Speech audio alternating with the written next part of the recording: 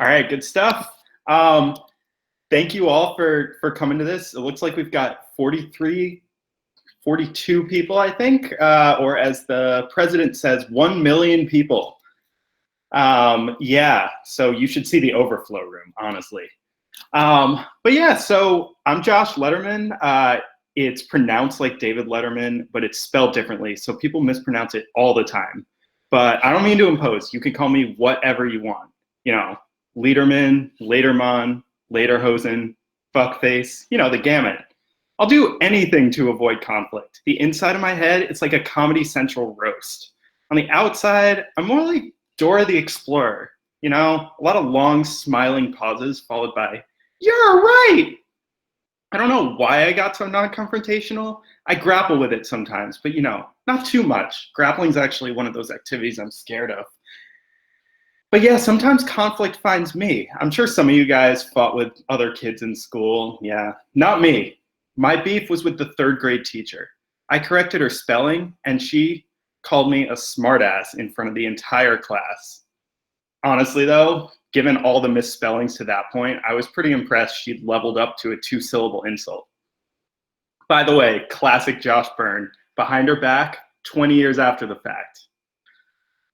But yeah, I also remember 1 year later when I was on the basketball court and my dad cussed out the refs and got a technical foul in my 4th grade rec league.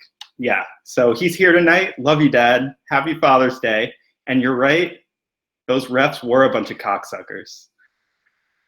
But I think in a tense situation, I'm a lot more like my mom. You know, not so much the way she was during my childhood, more in the last few years, you know, after they cremated her. Yep, there's your dead mom joke. Speaking of coping mechanisms, drugs are fun.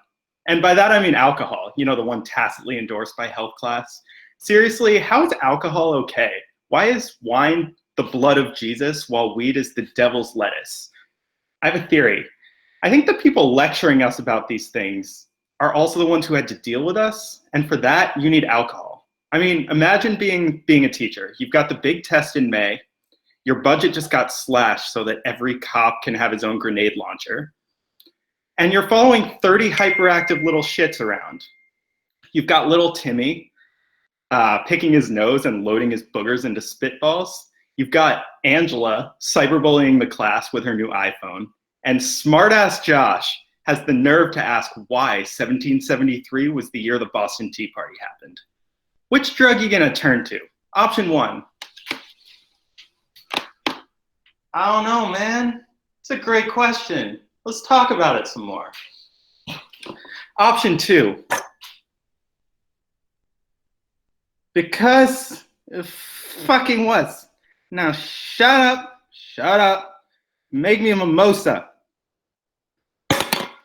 Now we're gonna talk about the Long Island iced tea party. So yeah, teachers should be drunk all the time. Honestly, if I were a teacher, grades would just be good enough scrawled on the top in red wine. But I'm not a teacher. I'm a government consultant, AKA, say it with me, a superhero. Yeah.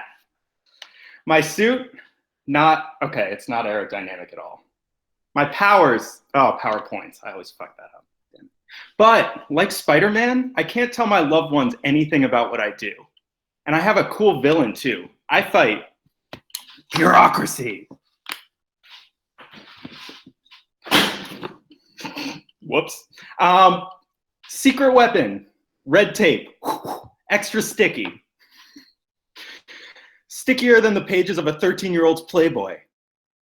Our first clash was my effort to get a new government laptop. And bureaucracy hurled rejection after rejection my way. Kept telling me, find your client manager. I was on the brink of annihilation, or worse, unprofitability. But I dug deep, and I plumbed the depths of my soul for levels of passive aggression I didn't even know I had. Pow! Hey, just checking in on that laptop. Whammo! Yeah, I really can't do my work without this laptop. Kablam! Yeah, I'll just sit here twiddling my thumbs, providing no value whatsoever. Okay, bye. But I conquered my nemesis. And I found out who my client manager was. No one. No one. So I was pretty pissed off, but then no one won me over. I found no one gives me lots of notice on requests. No one keeps meetings short, and no one really respects my time. Months later, after hard, superhuman work, no one commended me on a job well done. Thanks, everyone.